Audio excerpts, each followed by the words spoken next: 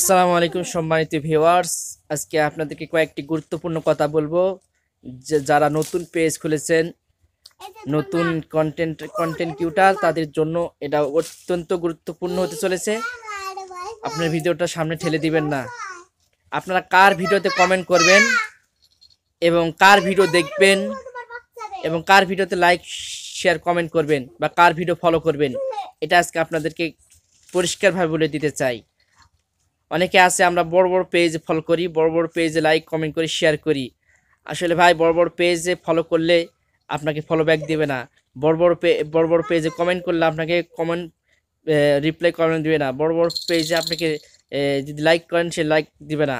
তাহলে আপনি কোন পেজে ফলো করবেন, কোন পেজে লাইক করবেন? সেটা হলো যারা পেজ খুলছেন তাদেরকে লাইক করবেন, ফলো করবেন এবং তাদের কমেন্ট করে দিবেন, তাদের ভিডিও দেখে দিবেন। তাহলে ইনশাআল্লাহ তারাও আপনার ভিডিও দেখে দিবে এবং আপনাকে লাইক কমেন্ট করে দিবে, আপনাকে ফলো করে দিবেন।